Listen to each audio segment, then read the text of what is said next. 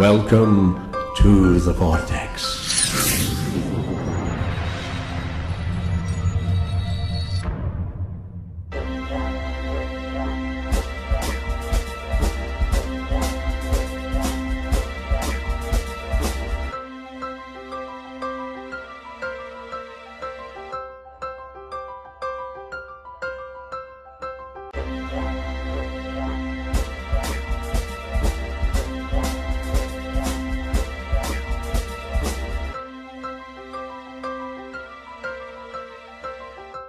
Welcome to the Vortex, the show with the green light to the other side. My name is Maria Tonello. I'm your host for today's episode, and we are speaking with Dr. Walter SEMKIW. He's the author of Return of the Revolutionaries and also founder and president of the nonprofit foundation, ISIS, Institute for the Integration of Science, Intuition, and Spirit. And I'm so glad I got that right. You did. I'm impressed. Welcome, and welcome to, we are actually in Marina del Rey, this beautiful, steamy, hot California afternoon, because Walter is in town for his conference, the ISIS conference being held the weekend of October 3rd through the 5th in Marina del Rey. And so we're here talking to Dr. SEMKIW about ISIS, about the purpose of this conference, and really about his book, Return of the Revolutionaries, which is actually a very remarkable breakthrough piece of work talking about the validity, scientific validation of reincarnation. So maybe you'll just introduce you to our audience by saying Dr. Walter SEMKIW is actually a medical doctor. He's been trained University of Illinois and in occupational medicine, has been a practicing doctor here in California, and through a series of events in his life has had taken an interesting turn and came to write the book Return of the Revolutionaries about reincarnation. And we would love to hear maybe a little bit about that transition for you. Okay, well, what happened to me is it all started back in 1984 when I went to a medium who channeled spirit guides. And it was a time in my life that I didn't actually believe in psychics or mediums, and I did it more for entertainment and curiosity. But they told me about 2 past lifetimes in this session, which I didn't really believe.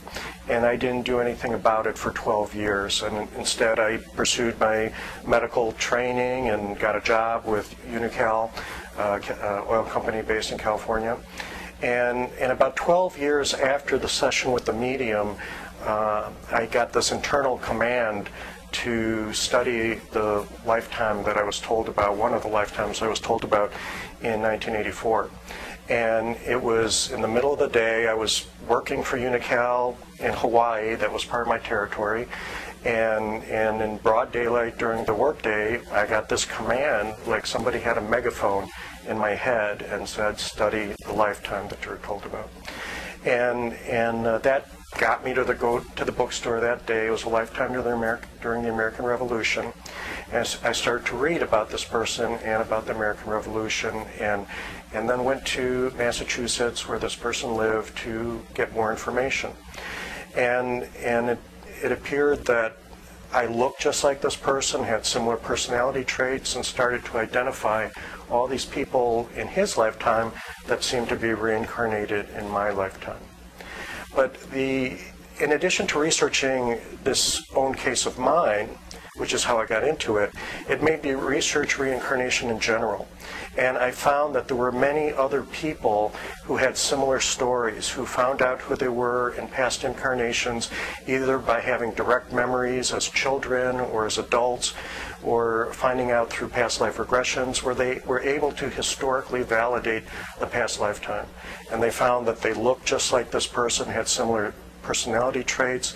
In the case of Jeff Keane, who's a retired firefighter, assistant chief of the Westport, Connecticut Fire Department, that not only did he look the same, but we did a linguistic analysis of a letter that he wrote to his chief, and he compared it with a letter that he wrote as his past life persona, General John B. Gordon, and it's linguistically the same.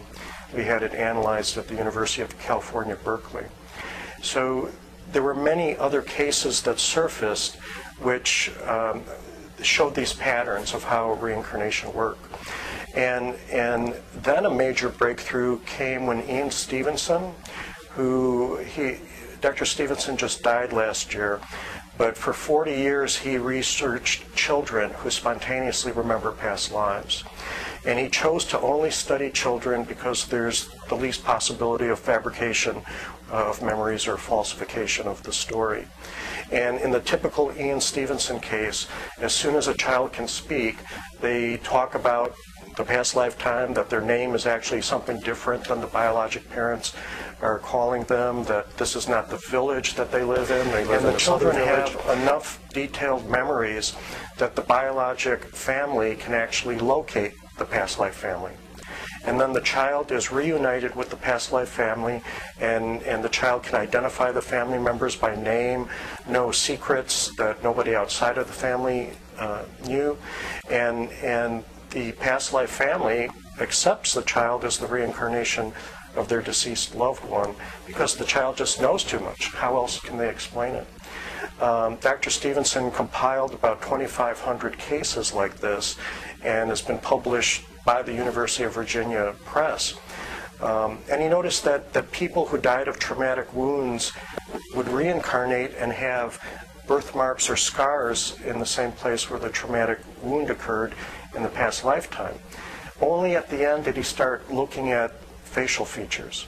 And then there were two cases that he researched back 30 years ago that he revisited in 1998. So these are the cases of Daniel Jurdy and Suzanne Ghanem, and we'll show you the pictures. But Stevenson studied these two individuals when they were small children back in the 70s. And now in 1998, he revisited them, and they're full-grown adults, and they look exactly like they did in their past lives. So what I found is in multiple independently researched cases, you have this observation that people look the same and same personalities and so forth.